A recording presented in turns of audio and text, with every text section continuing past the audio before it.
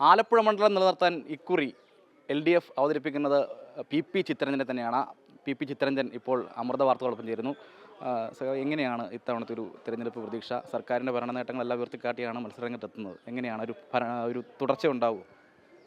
ഇത്തവണത്തെ തെരഞ്ഞെടുപ്പിൻ്റെ ഏറ്റവും വലിയ സവിശേഷത കേരളത്തിൽ 10 വർഷക്കാലത്തിനുള്ളിൽ പിണറായിയുടെ നേതൃത്വത്തിൽ നടത്തുവാൻ കഴിഞ്ഞ അഭൂതപൂർവമായ വികസനത്തിന്, ആ വികസനത്തിൻ്റെ ഏറ്റവും വലിയ ഗുണഭോക്താക്കളായി മാറിയ ഒരു മണ്ഡലമാണ് ആലപ്പുഴ.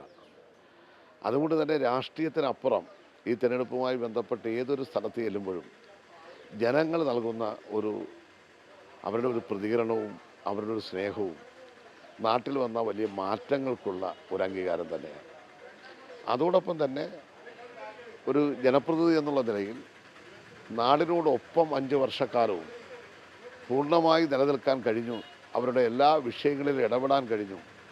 വ്യക്തി എന്നുള്ള നിലയിൽ എത്താവുന്ന പരമാവധി സ്ഥലങ്ങളിൽ ഓരോ വിഷയങ്ങളിലും എത്തിച്ചേരുവാനും എന്നെക്കൊണ്ട് കഴിയുന്ന നിലയിൽ എൻ്റെ മുന്നിൽ വന്നിട്ടുള്ള പ്രശ്നങ്ങൾക്ക് പരിഹാരം ഉണ്ടാക്കാനും കഴിഞ്ഞു എന്നുള്ളതെല്ലാം ഈ തെരഞ്ഞെടുപ്പിൽ വലിയ ഭൂരിപക്ഷത്തോടുകൂടി വിജയിക്കുവാൻ അവസരം ലഭിക്കുമെന്നുള്ളതാണ് എൻ്റെ പ്രതീക്ഷ, ജനങ്ങളുടെയാകെ പ്രതീക്ഷ. അതിനകത്തൊരു രാഷ്ട്രീയ വ്യത്യാസമില്ലാതെ തന്നെ എല്ലാവരും ഒരുപോലെ പറയുന്ന ഒരു വസ്തുതയാണ്.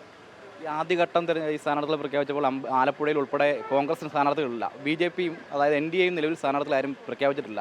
അപ്പം പ്രചരണം ആരംഭിച്ച ആദ്യഘട്ടം തന്നെ ആരംഭിക്കുന്ന സാഹചര്യം ഉണ്ടായി. അതൊരു വലിയൊരു മുന്നോട്ട് പോക്കിന് കാരണമാവും. കേരളത്തിലാകെ ഇടതുപക്ഷ ജനാധിപത്യ മുന്നണി വളരെ നേരത്തെ തന്നെ തെരഞ്ഞെടുപ്പ് പ്രവർത്തനം ആരംഭിച്ചല്ലോ.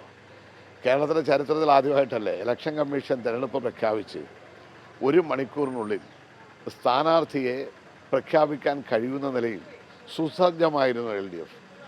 അന്ന് മാത്രമല്ല, 15 മിനിറ്റ് കഴിഞ്ഞപ്പോൾ കേരളത്തിൽ ഇടതുപക്ഷ സ്ഥാനാർത്ഥികളാകെ റോഡ് ഷോയായി ഇറങ്ങുവാൻ കഴിഞ്ഞു എന്നുള്ളത് എന്തായിരുന്നു LDFിൻ്റെ തെരഞ്ഞെടുപ്പ് പ്രവർത്തനത്തിൻ്റെ പ്രത്യേകത എന്നുള്ളതും എത്ര സുസംഘടിതമായിട്ടാണ് LDF ഈ തെരഞ്ഞെടുപ്പിനെ നേരിടുന്നത് എന്നുള്ളതും ബോധ്യപ്പെടുന്നതാണല്ലോ.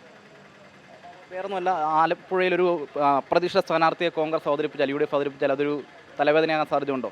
ഒരിക്കലും ഇല്ല. ഇപ്പോൾ അതിനകത്തൊന്നും യാതൊരു അഹങ്കാരവും ഇല്ല കേട്ടോ. ജനങ്ങളുടെ വിശ്വാസമാണ് നമുക്ക്.